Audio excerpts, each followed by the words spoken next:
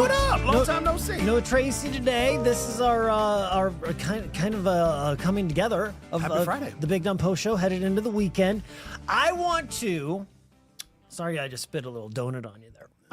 It's National Donut Day. Thanks. I want to go. I'm so excited to go on this journey with you because you haven't been at work for 3 days.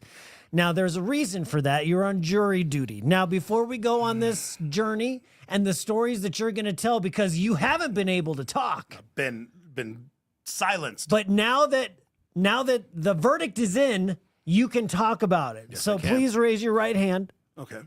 Do you swear to tell the truth, the whole truth, and nothing but the truth, and not embellish or make anything more extra dramatic than it should be? I can't do that. Not that last part. Can't All right, do that. what was it all about, man? What was the problem? Oh gosh, man. Let me start and be very clear.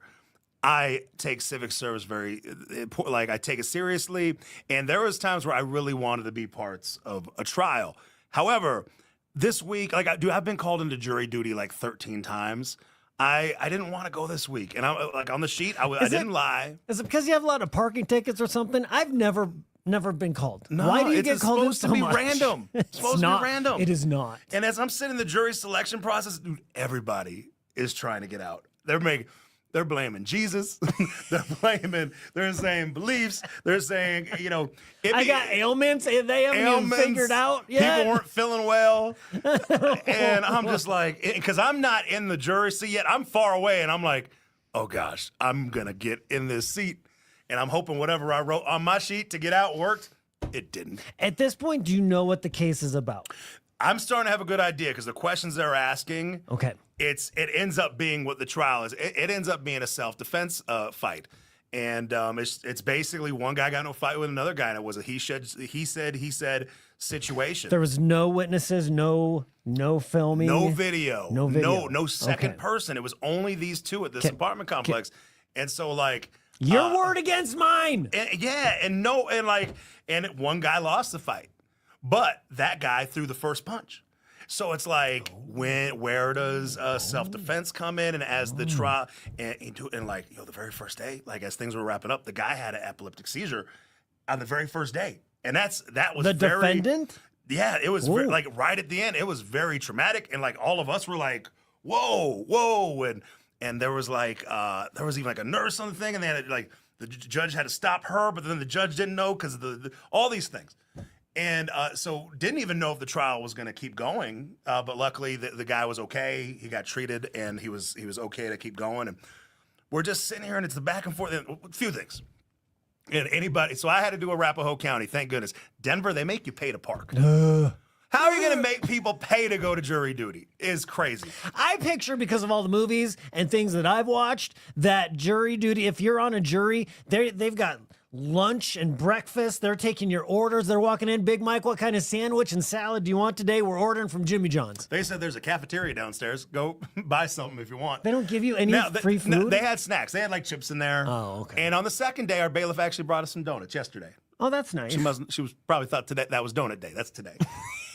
And she was very nice. And look, I didn't want to be there. So I wasn't talking to a lot of people. I was just sitting there, and I'm like, I don't want to get into what do I do for work and all these. I was like, let's just get this done. But gosh, you're sitting here, and these lawyers ask the same questions over and over and over. And you can kind of look over and see everybody rolling their eyes. And I'm like, so you're telling, hold on, I'm confused. Let me ask this question again. Hold on. Let me ask it. I'm like, stop asking. Can I ask a judge? And you're not allowed to do any of that. Your eye rolls were probably infinite. You're just like, and oh gosh, I am never ever gonna have a lifesaver mint again.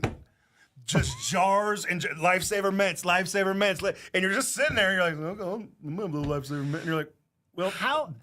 Tell me how you got to be picked foreman, because I feel like that's an honor. You were foreman. I don't know if it is. So they don't do it to the end. And so I'm telling people, I've been called a jury, and I had been called into a trial before, but they ended up on the first day, they ended up just settling it. Yep. So everybody's like, I was the only one that had been. So hey, is the expert? I'm like, well, when did they pick the foreman? And I'm like, I don't know. It happens at the end.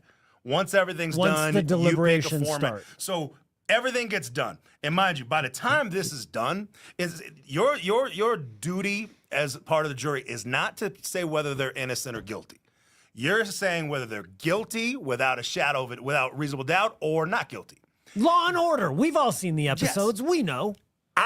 Reasonable doubt. By the end of this, was so lacking of any kind of evidence, and one of the witnesses, the main guy, it was just so, every single thing he said else, it was like it contradicted itself. So I didn't really take what he said seriously. So in your eyes, the prosecution failed to prove that he did the crime, and the burden is on them. Yeah, and that's on purpose. Okay. It's so that not just everybody gets sent to jail. It's their job to prove without a shadow of a doubt something happened. Cut and dry. You knew. And I'm sitting here, and I'm like, and not only did I know, I was like, oh God, we're going to be done with this in 5 minutes. Take 5 minutes to deliberate. We're going to go back, and so the other people are like, all right, so we're done, right? We know this is not guilty, right? Not guilty. 3 people. No, we think he's guilty. Yeah. Are you thinking like hung jury? We're going to be here for weeks. Oh my God. I'm thinking like this is yesterday at like 3 o'clock. I'm like, we're going to have to come back for Friday at least. And so we let them explain their case. But the problem is everybody that thought not guilty was like, dude, this is not guilty. They weren't on the fence. There was questions, but like no, when you read the law of what it was like second-degree assault, and then also why that can't be if you think it's self-defense. All that needs to be without a shadow of a doubt, within reasonable doubt. And you as a foreman, was it your job to make that speech to the other 11? Oh yeah, the foreman thing, they just picked me. I was like, so who should it be there? It should be you. I was like, why are y'all pointing at me? I haven't said a word for the last 3 days. I'm an idiot. I do a morning show. I'm not like, it's not like I was befriending these people the entire time. And he seems like a good guy. They're like, we nominate you. And I'm like, did anybody in that room know what you do for a living? They were going around. There was an oil person. There was a this. And you wouldn't have been picked foreman had you told them that you're on the morning show of KY. Maybe they would have. I don't know. But that's why I wasn't saying much. But so I'm the foreman, which I don't know if there's necessarily responsibilities. It just ends up being you having to write it down. But so I'm sitting here. I'm like, okay, I let them say the things. And like everybody said their piece. But everybody that was like not guilty was just saying they're not guilty. They weren't trying to convince the other 3. And I'm like, okay, guys. The thing about the other 3 is as the conversations went on, it was very much like, well, but what if? And well, we don't know if this. And I'm like, that's called doubt.